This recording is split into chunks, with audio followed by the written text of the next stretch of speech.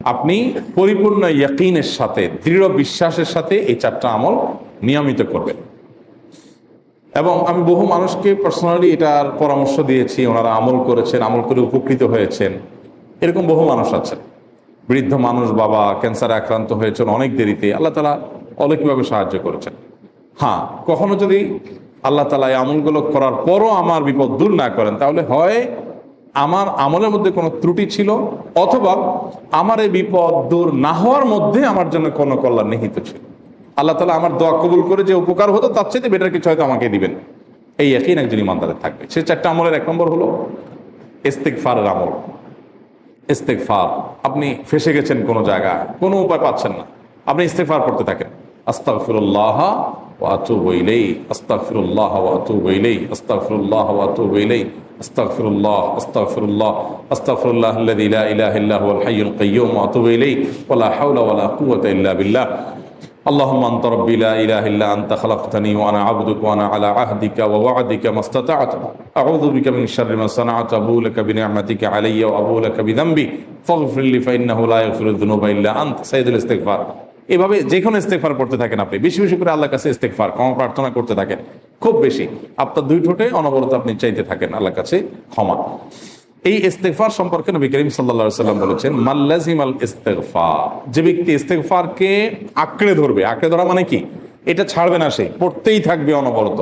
টয়লেটে যাওয়ার সময়টা, ঘুমের সময়টা, খাওয়ার সময়টা বাদে, অবসর নামাজের সময়টা বাদে, সারাক্ষণ সে ইস্তিগফার করবে। এরকম যদি কেউ করে, আল্লাহ রাব্বুল আলামিন জাআলাল্লাহু লাহু মিন কুল্লি হাম্মিন ফারাজা ওয়া মিন কুল্লি যায়কিন মাখরাজা, সকল পেরেশানি থেকে, সকল টেনশন থেকে বের হওয়ার পথ আল্লাহ তাআলা অলৌকিকভাবে তার জন্য আবিষ্কার করে দিবেন। এবং আমি আমার জীবনে যেটা বলেছিলাম, বিস্তারিত বলতে চাই না, এরকম পরিস্থিতি আসছে যে চোখের সামনে কোনো আপাতত রক্ষার কোনো পথ আর খোলা নেই, এমন ভয়াবহ বিপদ।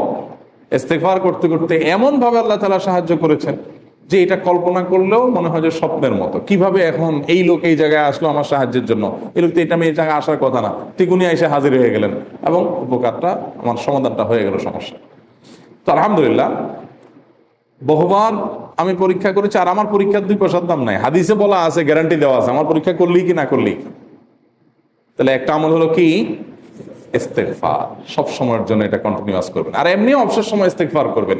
আরবদের মধ্যে সৌন্দর্য আছে, তারা বিভিন্ন ডাক্তারের ওয়েটিং রুমে বা বিভিন্ন জায়গায় মানুষ যেখানে অপেক্ষা করে পাবলিক প্লেসগুলোতে লিখে রাখে ইস্তিগফার করুন। আপনার হাইওয়েগুলোর পাশে লেখা থাকে ইস্তিগফার করুন, এবং তারা আসলে একটু পরপর দেখা যায় ইস্তিগফার করে। ভালো মন্দ গুণ সবার মধ্যে আছে, তাদের এই ভালো গুণটা আছে, ইস্তিগফার বেশি বেশি করা।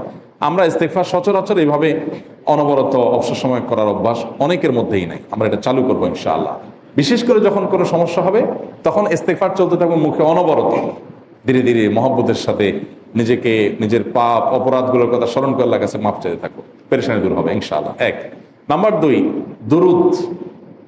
নবী করিম সাল্লাল্লাহু আলাইহি সাল্লামের প্রতি দুরুদ পাঠ করা, এটা যদি আপনি নিয়মিত করতে থাকেন মহব্বতের সাথে, আল্লাহুম্মা সাল্লি আলা মুহাম্মদ ওয়া আলা আলি মুহাম্মদ কামা সাল্লাইতা আলা ইব্রাহিম ওয়া আলা আলি ইব্রাহিম ইন্নাকা হামিদুম মাজিদ, আল্লাহুম্মা বারিক আলা মুহাম্মদ ওয়া আলা আলি মুহাম্মদ কামা বারাকতা আলা ইব্রাহিম ওয়া আলা আলি ইব্রাহিম ইন্নাকা হামিদুম মাজিদ।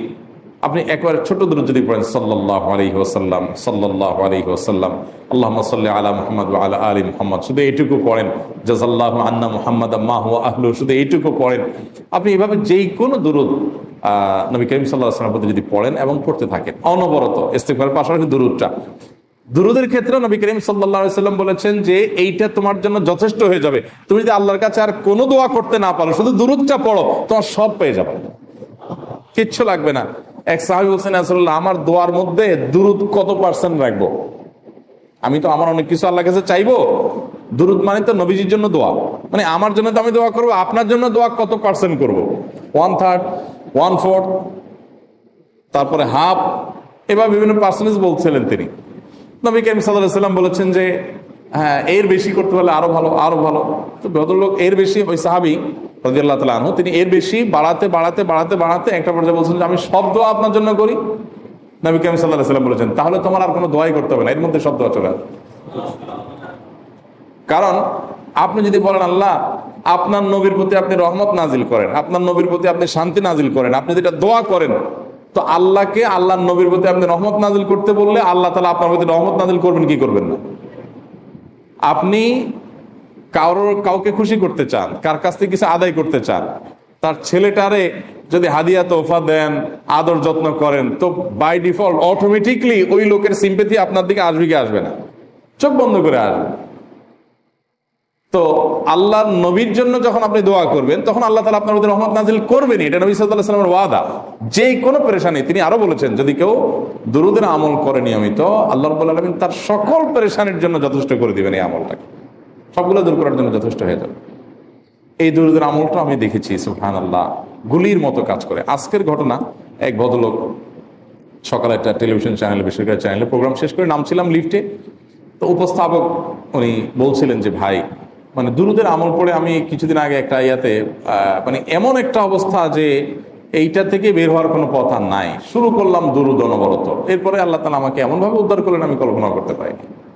আলহামদুলিল্লাহ এই আমলগুলো করে অনেক ভাইরা আমাকে অভিজ্ঞতা জানাইছেন যে আলহামদুলিল্লাহ তাদের অভিজ্ঞতা অলৌকিক। হ্যাঁ, ওই যে বললাম, কখনো যদি আল্লাহ তাআলা আপনার দোয়া কবুল না করেন, তাহলে হয় আমার ত্রুটি আছে, আর না হলে আমার জন্য আল্লাহ তাআলা এর চেয়ে বেটার কিছু রেখেছেন, আমি সেই ইয়াকিন রাখবো ইনশাআল্লাহ বিইذنিল্লাহ।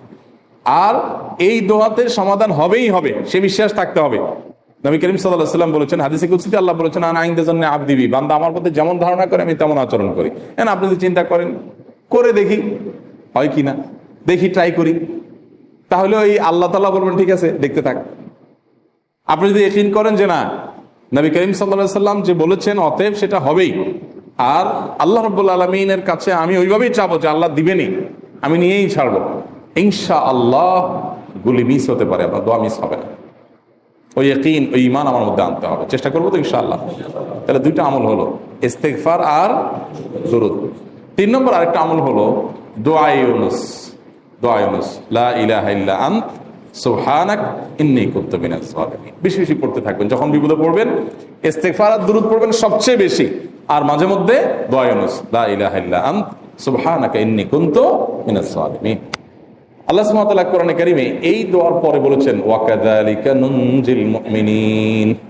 এই দোয়া পাঠ করার মাধ্যমে ইউনুস আলাইহিস সালামকে পৃথিবীর ইতিহাসের সবচেয়ে অলৌকিক ঘটনা, সকল সায়েন্স, সকল আপনার বিজ্ঞানের তত্ত্ব, সবগুলোকে আপনার সবগুলোর বিপরীতে বা সবগুলোকে আপনার ভুল প্রমাণ করে দিয়ে ওই জায়গাটার জন্য আল্লাহ তাআলা ইউনুস আলাইহিসকে মাছের পেটে ঢোকার পর সেখান থেকে আবার জীবিত রেখে বের করেছেন। অক্সিজেন অভাবে সেখানে এমনি মারা যাওয়ার কথা, আরো নানা কারণে মারা যাওয়ার কথা, তাই না? কিন্তু আল্লাহ তাআলা তাকে রক্ষা করেছেন, কারণ উনি এই বিপদে পড়ার পর থেকে এইটা পড়তেছিলেন, লা ইলাহা ইল্লা আনতা সুবহানাকা ইন্নী কুনতু মিনাজ জালিমিন। তো আল্লাহ তাআলা কোরআনে বলেছেন এটা ইউনুস, তার নবী ইউনুস আলাইহিস সালামকে আল্লাহ তাআলা এর মাধ্যমে রক্ষা করেছেন, সেটা তার জন্য খাস না, এটা তার জন্য স্পেশাল না, বরং আল্লাহ বলেছেন ওয়া কাযালিকা নুনজিল মুমিনিন, এটা দিয়ে আমি তাকে রক্ষা করেছি, একইভাবে ঈমানদারদেরকেও এইটার মাধ্যমে রক্ষা করব। এটা বড় অস্ত্র পেয়ে গেলাম। দোয়া ইউনুস বেশি বেশি পড়বো ইনশাআল্লাহ, লা ইলাহা ইল্লা আনতা সুবহানাকা ইন্নী। আমার দেশে আবার দেখা যায় বিপদ হয়ে গেলে তখন হুজুর মনে করে যে ভাই আপনারা সবাই মিলে এটা 1 লাখ বার পড়ে দেন, 1.25 লাখ বার পড়ে দেন, টাকা দিমো আপনারা পড়ে দেন। আপনারটা আপনি পড়বেন ভাই, হুজুরদের কাছে দোয়া চান সমস্যা নাই, আর হুজুরদেরকে খাটায়া টাকা দিবেন কেন, এমনি টাকা দিবেন না দিয়া। আর এই দোয়া নিজে নিজে করতে থাকবেন। ইউনুস আলাইহিস সালাম ওই সময় কি লোক ঠিক করছিলেন যে ভাই আপনারা সবাই দোয়া ইউনুস পড়েন, আমি গেলাম, আমি মাছের পেটে গেলাম, আপনারা বসেন সবাই দোয়া ইউনুস পড়া দেন, করছেন উনি? ওনারটা উনি করছেন, তো আপনারটা আপনি শুরু করবেন, দোয়া ইউনুস না। 4 নম্বর আমল হলো ইয়া যাল জালালি ওয়াল ইকরাম। এটা বিশেষ করে পাঠ করবেন। নবী করিম সাল্লাল্লাহু আলাইহি ওয়াসাল্লাম বলেছেন, আলিযু বিয়া যাল জালালি ওয়াল ইকরাম। ইয়া যাল জালালি ওয়াল ইকরাম, এইটাকে তোমরা আঁকড়ে ধরবে। ইয়া যাল জালালি ওয়াল ইকরামের মানে কি? এটা আল্লাহকে ডাকা, আর কিছু না। এবং হাদিসে বর্ণিত দোয়া, এটা মাসনুন দোয়া। ইয়া যাল জালালি ওয়াল ইকরাম মানে হে মহা ক্ষমতার অধিকারী, প্রতাপশালী এবং সম্মানের মালিক। এটা বলার মানে হলো আল্লাহর কাছে নিবেদন করা, যেহেতু আপনার প্রতাপ আছে, আপনার জালাল আছে, আপনার বড়ত্ব আছে, হে বড়ত্বের অধিকারী এবং হে সম্মানের অধিকারী, আপনার যেহেতু আল্লাহ তাআলা এটা, আপনার যেহেতু এটা আছে, অতএব হে আল্লাহ আপনি আমাকে এটা দান করুন, আপনার সেখান থেকে আমার প্রতি রহম করুন, আপনার সেখান থেকে আমাকে, আপনার বড়ত্ব থেকে আমাকে আপনি হেফাজত করুন, আপনার একরাম থেকে